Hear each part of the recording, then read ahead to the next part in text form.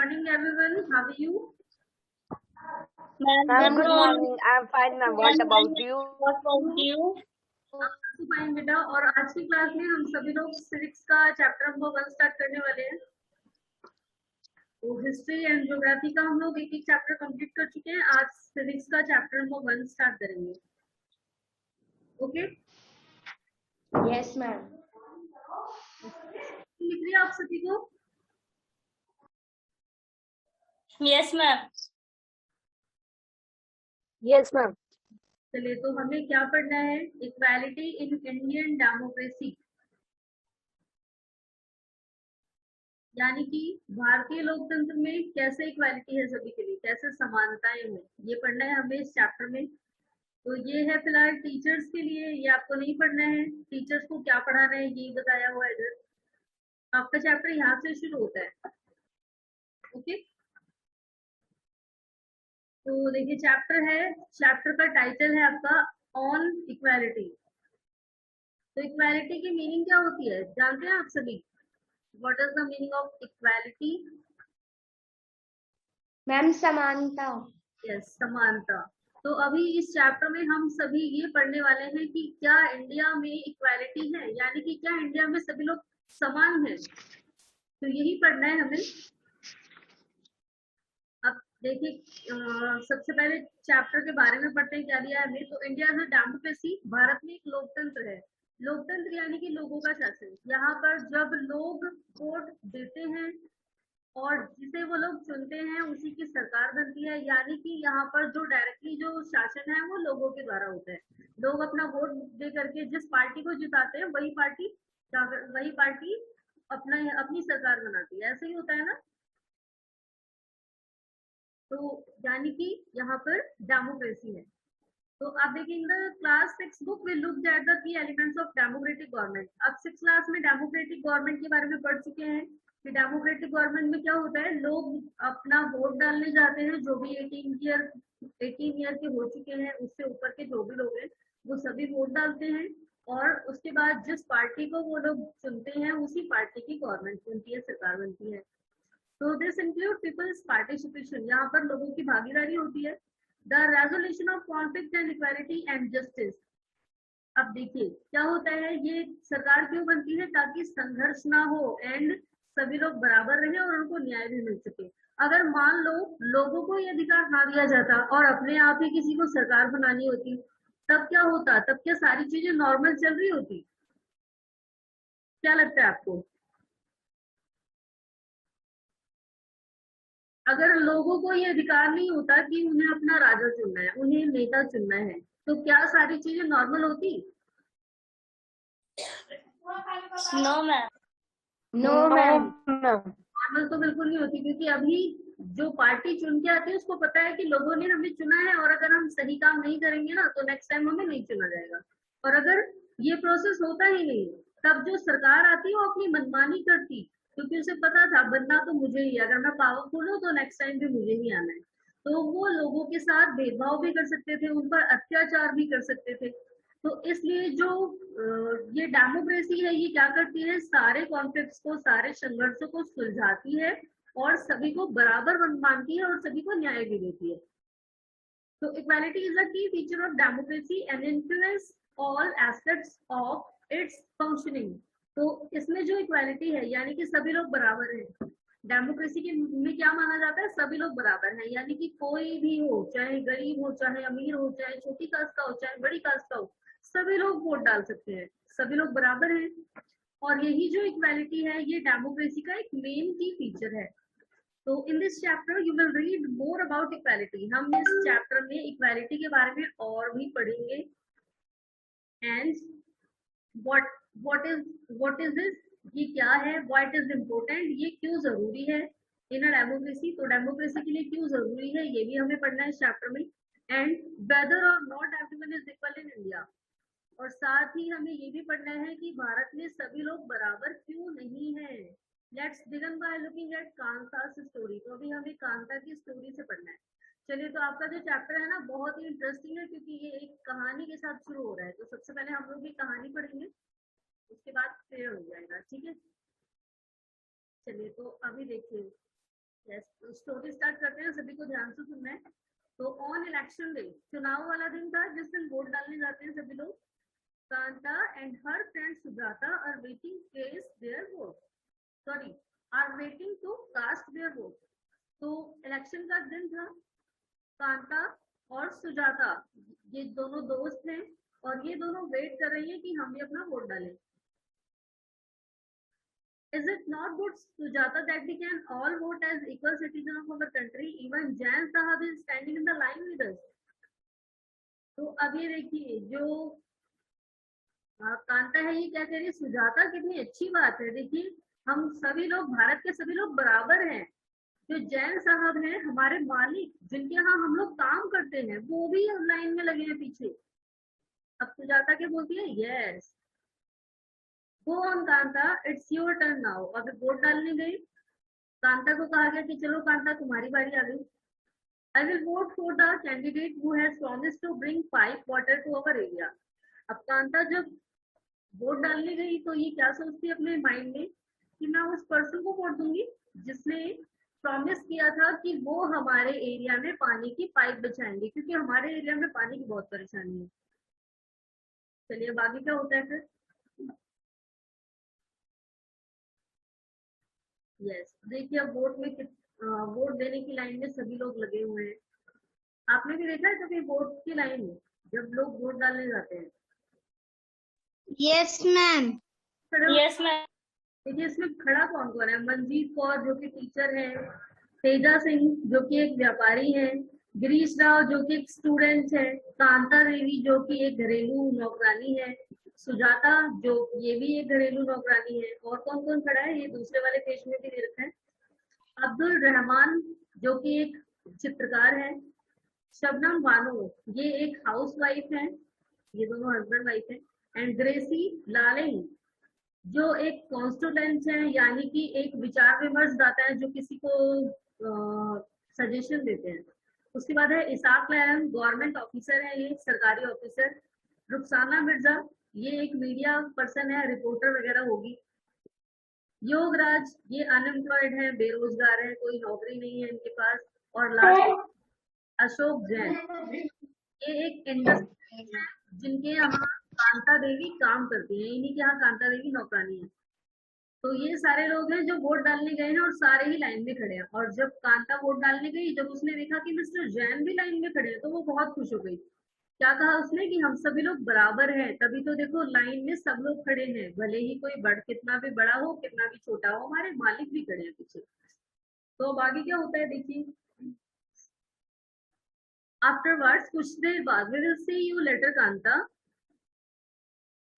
अब देखिए कुछ देर बाद क्या हुआ, मिस्टर जैन जो कि अब गाड़ी में बैठ के जा रहे हैं, इन्होंने कहा ठीक है कांता अभी थोड़ी देर बाद मिलते हैं। यस नमस्ते साहब, कांता ने नमस्ते किया। अब ये दोनों सुजाता और कांता आ रही हैं अपने घर। Gudiya has been running fever and I have to take her to the hospital. अब ये आगे क्या बोलती है कांता कि जो गुड़िया है यानी कि कांता देवी की बेटी, इसलिए अपनी फ्रेंड सुजाता को बताती है कि गुड़िया जो है वो बुखार से गुजर रही है और मुझे उसे जल्दी ही हॉस्पिटल लेके जाना पड़ेगा, but I will have to finish the work at साहब हाउस फर्स्ट। लेकिन पहले मुझे जाकर के साहब के घर का काम कंप्लीट करना है, उसके बाद जब मैं वहां से आऊंगी काम कंप्लीट करके तब लेके जाऊंगी।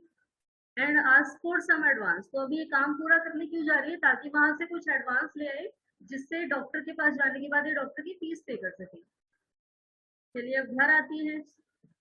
At home, here have some of these, you will feel better and then I get back in the evening, we will go to the hospital, okay? अभी अपनी बेटी गुड़िया को कुछ पीने को दे रही है, कहती है कि तुम इसे पी लोगी तो तुम्हें थोड़ा सा बेटर फील होगा, एंड जब मैं आऊंगी लौट के शाम को काम करके तब हम लोग अस्पताल चलेंगे। चलिए तो अब ये अपनी गुड़िया से कहा, अब इसको छोड़ के भी ये जाएंगी साहब के घर का काम कंप्लीट करने। अभी अपने घर से बाहर निकलती हैं। इट्स नो वंडर दैट गुड़िया false ill often, the Basti is never clean. जैसे ये बाहर निकलती कहती है गुड़िया बीमार हुई तो वो बीमार हुई तो कुछ गलत थोड़ी है, कितनी गंदी बस्ती है, इतनी गंदी बस्ती में रहने वाला पर्सन बीमार नहीं पड़ेगा तो क्या होगा, ये अपने दिमाग में सोचती है। देखिए कितनी गंदगी दिखाई गई है। और गुड़िया ही नहीं, ये जितने बच्चे हैं वो सारे ही बीमार पड़ेंगे कितनी ज्यादा गंदगी में। अब आगे क्या होता है फिर? तो make sure to do the corner properly. अब मालकिन बैठी हुई है, मिस्टर जैन की वाइफ, ये बोलती है कोने में अच्छी तरह सफाई करो, श्योर कर लेना कि कोने में गंदगी ना हो। अब आगे क्या होता है? Here is your advance Kanta, but don't make a habit of it। अब ये कांता को एडवांस देती हैं और कहती हैं कांता ये लो तुम एडवांस में रुपए, यानी कि सैलरी के पहले ही दे रही है ये, और कहती है लेकिन इसे अपनी आदत मत बनाना। कांता बोलती है नो मैम, नहीं बनाऊंगी। चलिए, तो अभी आपको इतनी स्टोरी समझ आई सभी को?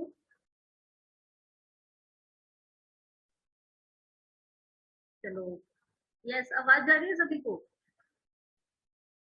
Yes ma'am. चलिए, तो अब आगे क्या होता है? अब शाम को, दैट इवनिंग, उसी शाम को, जस्ट फ्यू मोर मिनट्स बेटी, अभी अपनी बेटी को गोद में लेके खड़ी है, कहती है बेटी कुछ देर और रुको।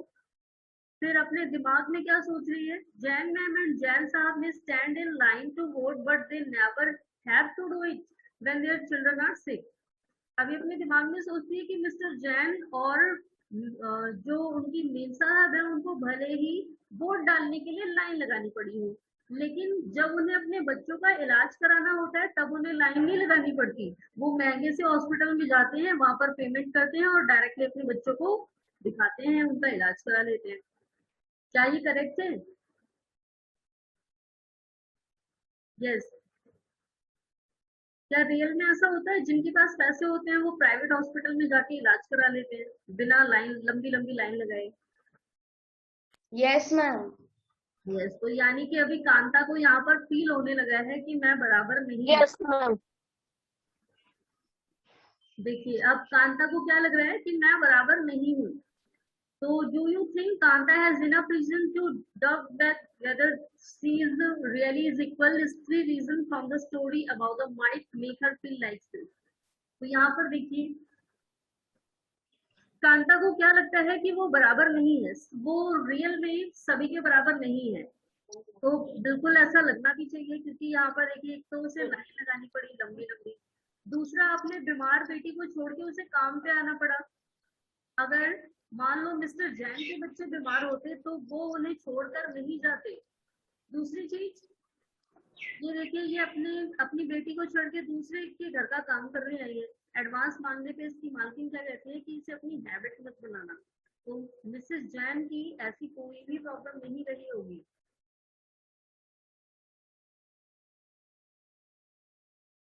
चलिए, अभी आगे एक पैराग्राफ दिया है हमें, इक्वल राइट टू वोट। क्योंकि हम ये तो जानते हैं कि हमारे इंडिया में वोट के लिए सभी को इक्वल अधिकार है, सभी वोट डाल सकते हैं। तो the story about begins with Kanta standing in line to cast her vote. जो भी हमारी स्टोरी शुरू हुई थी, कांता जो कि वोट डालने के लिए खड़ी थी। Look again at the various people who are standing in the line with her, और काफी सारे लोग भी खड़े थे। Kanta recognizes her employer Ashok Jain and Chote Lal, her neighbor, in a democratic country like India. All adults, irrespective of what religion they belong to, how much education they have had, what caste they are, or whether they are rich or poor, are allowed to vote। तो कांता ने सबको पहचाना कि वहां पर उसके मालिक भी थे, छोटे लाल उसके पड़ोसी भी थे। तो एक डेमोक्रेटिक गवर्नमेंट में सभी वोट डाल सकते हैं, सभी एडल्ट्स, सारे जवान जो भी 18 ईयर पास कर चुके हैं। बिल्कुल ये नहीं देखा जाएगा कि उनकी एजुकेशन कितनी है, ना ये देखा जाएगा कि वो कौन सी कास्ट से है, ना ये देखा जाएगा कि वो रिच है या पुअर है। जितने भी लोग हैं, यानी कि रहने वाले, इंडिया में रहने वाले सभी लोग, अगर वो 18 को क्रॉस कर चुके हैं तो वो वोट डाल सकते हैं। तो this, as you have already read in class 6 book, is called universal adult practice. तो ये देखिए, ये जो पॉइंट है यूनिवर्सल एडल्ट प्रैक्टिस, इसका मतलब क्या होता है कि सभी वो, all adults have to right the vote, सभी वयस्कों के पास वोट डालने का अधिकार है। तो ये डेमोक्रेटिक गवर्नमेंट का एक एसेंशियल एस्पेक्ट है, एक बहुत ही जरूरी पहलू। The idea of universal adult practice is based on the idea of equality. अब यूनिवर्सल एड्रेस फैक्टर्स यानी कि सभी लोग वोट डाल सकते हैं जितने भी 18 के ऊपर है, तो ये सभी को इक्वल बनाता है। यानी कि वोट डालने के लिए कांता ने भी फील किया था कि मैं भी सबके बराबर हूँ। तो because it states that every adult in a country, irrespective of their wealth and the community he belongs to, has one vote. तो किस हर राज्य में रहने वाला पर्सन, चाहे वो किसी भी स्टेट में रहता हो, उसके पास अपना वोट डालने का अधिकार है। यानी कि एक पर्सन एक वोट, उसके पास अपने एक वोट की ताकत है। Kanta is excited to vote and happy that she is equal to all of the others because each of them has one vote. अब कांता शुरू में इसीलिए खुश थी क्योंकि उसे क्या लग रहा था कि मैं भी दूसरों के बराबर हूँ, मेरे मालिक भी खड़े हैं, बड़े बड़े बिजनेसमैन खड़े हैं इस लाइन में, टीचर भी खड़े हैं, और उसे तभी फील हुआ कि मैं भी बराबर हूँ। अब what did that makes Kanta unsure? अब क्या ऐसी चीज हुई कि कांता अनश्योर हो गई? अब जो पहले वो स्टार्टिंग में सोच रही थी ना कि मैं बराबर हूँ, बाद में उसको क्या फीलिंग आई, नहीं मैं बराबर नहीं हूँ। तो अब देखिए क्या हुआ, उसकी जो डे वाली लाइफ थी, वो उससे लिव्स इन अ स्लम, वो एक झुग्गी झोपड़ी में रहती है, and has a drain behind her house, उसके घर के बगल में ही नाला है खुला सा। Her daughter is sick but she cannot take the day off from work because she needs to borrow money from her employers to take her child to the doctor. अब उसकी बेटी बीमार है लेकिन वो अपनी बेटी के लिए दिन नहीं दे सकती, अपना समय नहीं दे सकती। क्यों? क्योंकि उसके पास प्रॉब्लम है, उसके पास पैसे नहीं है। जब वो काम करने जाती तभी उसे वहां से पैसे मिलते, तो उसे अपनी अपनी बेटी को डॉक्टर को दिखाना है, और यही कारण था कि उसे पहले जाकर के मालिक के घर का काम कंप्लीट करना पड़ा, उसके बाद उसे वहां से पैसे मिले। Her job as a domestic help tires her out and finally she ends her day by again standing in a long line. तो उसकी जो ये घरेलू जॉब है उसी से उसे मदद मिली थोड़ी बहुत, और उसका जो दिन है वो कैसे खत्म हुआ, एक लंबी सी लाइन में जहाँ पर वो अपनी बेटी को दिखाने गई थी अस्पताल में। This line is front of the government hospital is unlike the one in the morning. तो ये जो लाइन थी, मॉर्निंग वाली लाइन भी लंबी थी, इवनिंग वाली लाइन भी लंबी थी, लेकिन दोनों लाइनों में डिफरेंट था। मॉर्निंग वाली लाइन में खड़े होकर कांता को बहुत ही अच्छा फील हो रहा था क्योंकि वहां पर उसके साथ बाकी लोग भी खड़े थे। लेकिन अभी जो ये इवनिंग वाली लाइन थी, ये भी लंबी लाइन थी, लेकिन यहाँ पर कांता को लगने लगा कि मैं बराबर नहीं हूँ, क्योंकि यहाँ पर केवल वही लोग खड़े थे जो गरीब थे। वही लोग खड़े होंगे ना यहाँ पर। चलिए अब आगे और क्या दिए। तो because most of the people standing in it are poor, जितने भी लोग इस शाम वाली लाइन में खड़े थे वो सभी ही गरीब थे। चलिए इतना समझ आया सभी को? Yes. Yes, ma'am. अब आगे देखिए एक और चीज दी हुई है, अदर काइंड्स ऑफ इक्वालिटी। तो एक तो अभी हमें दिखा कि हम लोग वोट देने के लिए समान है, और गरीब और अमीर एक फासला हो गया, यानी कि गरीब और अमीरों में भेदभाव हो गया। यहाँ पर ये एक चीज क्लियर हो गई, वहां पर इक्वालिटी नहीं है। Kanta is one of many people who live in democratic India and who have the right to vote, but whose daily living and working condition are far from equal living and working condition. From equal, apart from being poor, people in India experience inequality in different ways. तो अभी कांता की हमने कहानी पढ़ी, जो एक democratic country में रहती है, उसके पास वोट डालने का अधिकार है, लेकिन फिर भी उसकी डेली लिविंग कंडीशन और उसकी वर्किंग कंडीशन को देखते हुए वो बाकी लोगों से डिफरेंट है, बाकी लोगों के बराबर नहीं है। तो अपनी उसके काम को देखते हुए और उसकी डेली लाइफ को देखते हुए वो दूसरों से अलग है। तो कांता की ही तरह बाकी बहुत सारे लोग हैं जो गरीबी और अमीरी की वजह से नहीं, और किसी कारण से अपने आप को अलग मानते हैं। अब वो और कौन सा कारण है गरीबी के अलावा, तो ये अभी हमें पढ़ना है नीचे वाली कहानी में। तो ये एक सच्ची घटना है, ऊपर वाली तो आपको कार्टून वाली बना के दी गई है, लेकिन जो ये नीचे वाली है ना, ये रियल स्टोरी है, किसी के साथ ऐसा हुआ है। तो और ये जो दो स्टोरी है ये ली गई है रियल इंसिडेंट से।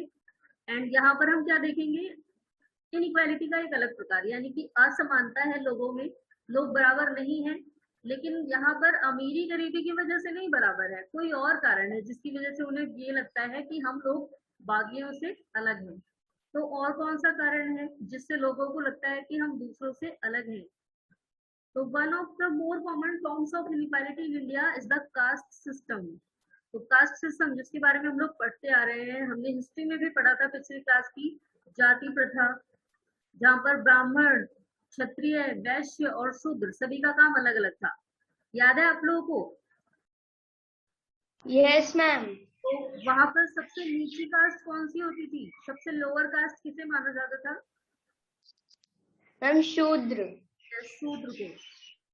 तो अब यहाँ पर देखिए हमारे इंडिया में जो और एक और इनइक्वालिटी है, यानी कि जहाँ पर लोग अपने आप को दूसरों से अलग मानते हैं, तो ये क्या है? Caste system.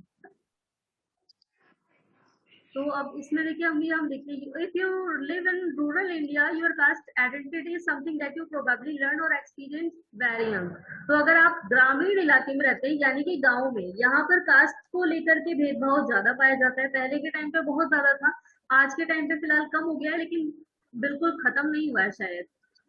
तो if you live in urban area, अगर आप शहरों में रहते हैं, तो some of you might think that people no longer believe in caste. शहरों में लोगों के बीच में कोई भेदभाव नहीं देखने को मिलता, सब लोग एक दूसरे के साथ रहते हैं। लेकिन गांव में कुछ ऐसा है, गांव में लोग आज भी अभी पूरी तरीके से कास्ट सिस्टम को नहीं भुला पाए, आज भी माना जाता है। But just look at these matrimonial shown from a leading English newspaper and you will see how important this issue of caste continues to be in the minds of highly educated urban Indians. चलिए, अब आप सभी ने newspaper देखा है, उसमें matrimonials आता है, शादी के लिए वर चाहिए, वधू चाहिए, देखा है ये वाला या नहीं? न्यूज़पेपर में दिया रहता है ना शादी वाला कॉलम की, लड़का चाहिए या लड़की चाहिए, तो वहां पर अलग अलग कास्ट के अलग अलग कास्ट को दिया रहता है, यानी कि ब्राह्मण कौन है, क्षत्रिय कौन है, ये सारी चीजें दी रहती हैं अलग अलग, अगर आपने कभी देखा हो। तो यानी कि अर्बन एरिया में भी अभी कास्ट को एकदम भुलाया नहीं गया है, वहां पर भी अभी कास्ट सिस्टम पाया जाता है, तभी तो न्यूज़पेपर में ये सारी चीजें दी जाती है। चलिए भी आगे हम एक स्टोरी और पढ़ते हैं। तो now let us read a story about the experience of a Dalit child attending school. यहाँ पर एक दलित बच्चे की कहानी है। दलित यानी कि निचली कास्ट के, जिन्हें अनटचेबल माना जाता था, अछूत माना जाता था, एक ऐसे बच्चे की कहानी पढ़नी है हमें। You have already read about Dalit in class 6 book. आप दलित के बारे में क्लास 6 में भी पढ़ चुके हैं। बी आर अम्बेडकर की कहानी थी ना वहाँ पे, जब बी आर अम्बेडकर को कोई अपने रिक्शे Yes, ma'am. यस जब उन्हें अपने कोई रिक्शे पे नहीं बिठा रहा था, ये मानते थे कि इनको बिठाने पे हमारी जो गाड़ी है वो अछूत हो जाएगी और कोई और बैठेगा नहीं। तो ये वही दलित ग्रुप है, लेकिन ये कहानी अब बी आर अम्बेडकर की नहीं है, किसी दूसरे बच्चे की। तो दलित जो कि लोअर कास्ट के लिए यूज किया जाता है, दलित नीची कास्ट के लोग खुद को बुलाने के लिए यूज करते हैं। दलित means broken, and by using the word lower caste are pointing to how they were and continue to be seriously discriminated against. तो दलित का मतलब टूटे हुए, कुचले हुए, एक ऐसा ग्रुप जिन्हें समाज में बहुत ही निचला दर्जा दिया जाता है। तो अब दलित कहने का मतलब ये दिखाना कि कितनी गंभीर समस्या है और पुराने टाइम से कितना बुरा व्यवहार वो लोग झेलते आ रहे हैं, कितनी सीरियसली उनके साथ भेदभाव किया जाता था उनके खिलाफ। चलिए, तो अभी ओम प्रकाश वाल्मीकि की कहानी है। ओम प्रकाश वाल्मीकि, ये एक सच्ची घटना है, इनके साथ जो हुआ था, जैसे अभी बी आर अम्बेडकर के बारे में हमने पढ़ा था, तो ओम प्रकाश वाल्मीकि के साथ भी जो हुआ, उन्होंने अपना एक्सपीरियंस बयां किया है यहाँ पर। तो देखिए, इनका जन्म हुआ है 1950 में और डेथ हुई है 2013 में। ये एक फेमस दलित राइटर थे ओम प्रकाश वाल्मीकि। उन्होंने अपनी ऑटोबायोग्राफी लिखी है, जीवनी, अपने जीवन की कथा। तो उनकी जीवनी है एक, जिसमें उन्होंने अपनी कहानी लिखी है, जिसका नाम है जूठन। उनकी बुक का नाम है जूठन। तो उन्होंने क्या बताया, he writes, I had to switch away from the others in the class and then that to on the floor. तो इन्होंने क्या बताया कि मैं अपनी क्लास में, अपनी कक्षा में बहुत दूर, फर्श पे बहुत दूर, the mat ran out before reaching the spot I sat on. अब ये क्या बताते हैं कि जहां पर मैं बैठता था, वहां पर जाते जाते मैट खत्म हो जाती थी, यानी कि आगे से जितने एरिया में मैट बिछी होती थी इस पे ये नहीं बैठते थे, क्लास में सबसे पीछे बैठते थे जहां पर मैट भी नहीं बिछी होती थी। Sometime I would have to sit behind everybody right near the door. और कभी कभार तो मुझे बिल्कुल दरवाजे के पास बिठाया जाता था। Sometimes they would beat me without any reason. कभी कभार मुझे बिना कारण ही मार दिया जाता था। When he was in class 4, जब वो क्लास 4 में बच्चे थे। The headmaster asked Om Prakash to sweep the school and the playground. अब एक बार हेडमास्टर ने ओम प्रकाश को पूरे प्लेग्राउंड में झाड़ू लगाने को कहा। तो क्या पनिशमेंट थी, क्यों कहा झाड़ू लगाने के लिए? तो उन्होंने ओम प्रकाश वाल्मीकि को क्या कहा, तुम पूरे प्लेग्राउंड में झाड़ू लगा के आओ। He writes, the playground was way larger than my self-physics could handle and in cleaning it, but my back began to ache. अब इन्होंने क्या बताया कि प्लेग्राउंड इतना बड़ा था कि वो साफ करना मेरे शारीरिक क्षमता के बाहर था, यानी कि मैं जितना बड़ा था, मैं 4th क्लास में था। 4th क्लास के बच्चे को अगर ये कह दिया जाए कि तुम पूरा प्लेग्राउंड साफ कराओ तो उसके लायक वो काम नहीं है, लेकिन फिर भी मुझे कहा गया और मेरी पीठ में दर्द होने लगा साफ करते करते। My back began to act, पीठ में दर्द होने लगा इनकी। My face was covered with dust, मेरा पूरा चेहरा धूल से भर गया। Dust had gone inside my mouth, अब मेरे मुंह के अंदर डस्ट चली गई। The other children in my class were studying advice and I was sleeping, मेरी क्लास के बाकी बच्चे खिड़की से झांक रहे थे और मैं सफाई कर रहा था। Headmaster was sitting in his room and watching me, headmaster जो थे वो कमरे में बैठे हुए थे, वो भी देख रहे थे। I was not even allowed to get a drink of water, मुझे सफाई का काम छोड़ के बीच में पानी पीने की भी इजाजत नहीं थी, यानी कि बिना प्लेग्राउंड को साफ किए मैं पानी भी नहीं पी सकता था। I slept the whole day. From the doors and window of the school rooms, the eyes of teachers and the boys saw the structures. तो अब आगे देखिए क्या बताते हैं कि मैं पूरा दिन सफाई करता रहा, बच्चे पढ़ रहे थे और मैं सफाई कर रहा था, और सभी खिड़कियों से, दरवाजों से, स्कूल के सारे कमरों से the eyes of the teacher and the boys saw the structures, और सभी कमरों की दीवारों से, स्कूल के सारे कमरों की दीवारों से टीचर और बच्चे ये तमाशा देख रहे थे। Om Prakash was made to see the school and the playground for the next couple of days. अब अगले 2 दिन फिर उन्हें यही काम करने को कहा गया, केवल उसी दिन नहीं, अगले दिन जब फिर आए तो दोबारा से उन्हें उसी काम में लगा दिया गया कि आज भी जाके प्लेग्राउंड साफ करो बिना किसी कारण। तो अगले 2 दिन तक इन्होंने सफाई की। And this only come to an end when his father, और ये कब खत्म हुआ, जब उनके पिताजी आ गए स्कूल में। उन्होंने देखा होगा कि मेरा बेटा परेशान है, बीमार सा लग रहा है, तो इस वजह से वो स्कूल में आए देखने के लिए कि आखिर इसका मन क्यों नहीं कर रहा स्कूल जाने का। तो जब वो आए तब उन्होंने यहाँ का नजारा देखा, भाई क्या हो रहा था यहाँ पर। वो happen to be passing by saw his son sitting, अब जब वो आए तो उन्होंने अपने बेटे को सफाई करते हुए देखा। He confronted the teachers and then walking away from the school, holding Om Prakash hand, he said loudly for all of them to hear, "You are a teacher, so I am leaving now. But remember this, must master, he will study right here in this school, and not just him, but there will be more coming after him." अब देखिए, जब उन्होंने अपने ओम प्रकाश वाल्मीकि को सफाई करते हुए देखा तो उन्होंने क्या कहा, He confronted the teachers, उन्होंने टीचरों का सामना किया, and then walking away, और अपने बच्चे का हाथ झड़क के वापस ले जाने लगे। और क्या कहा टीचर्स को, सुन लो सभी टीचर्स लोग, आप लोग टीचर हो इसलिए मैं छोड़ दे रहा हूँ। You are a teacher so I am living now, आप लोग अध्यापक हो इसलिए मैं छोड़ दे रहा हूँ। बट रिमेम्बर दिस, लेकिन सभी टीचर ये याद रखिए, he will be study right here, कि मेरा बेटा यहीं पढ़ेगा इन दिस स्कूल, आपके ही स्कूल में पढ़ेगा। एंड नॉट जस्ट हिम, केवल मेरा बेटा ही नहीं, but there will be more coming after him, उसके साथ साथ और बच्चे भी पढ़ेंगे।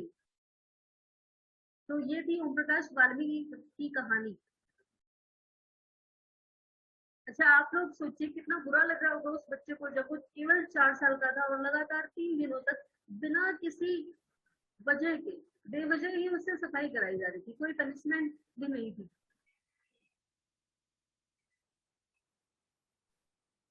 कैसा लग रहा होगा इसे? क्या इसका मन करता होगा स्कूल जाने का? No, ma'am. नहीं। No, ma'am. लेकिन ये इस वजह से अपने घर पे नहीं बता रहा था कि कहीं अगर मैंने बता दिया तो मेरे मम्मी पापा मुझे स्कूल जाने से मना करना कर दे, क्योंकि उस समय दलित बच्चों को पढ़ाया भी नहीं जाता था, केवल इस वजह से कि उनके साथ भेदभाव होगा।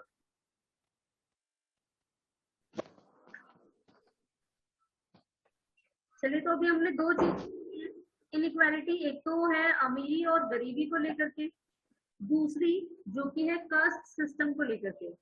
क्या इसके अलावा और भी कोई कारण हो सकता है जिसके जहां पर हम इनइक्वालिटी देख सकते हैं? आप लोगों को क्या लगता है, कोई और कारण हो सकता है? अमीरी गरीबी हो गई, तो दूसरा हो गया कास्ट सिस्टम को लेके। क्या कोई और कारण हो सकता है लोगों के बीच में भेदभाव करने का?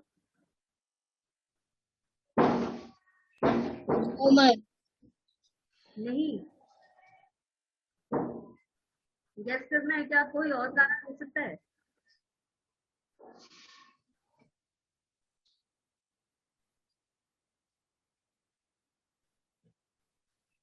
यस, नहीं मालूम?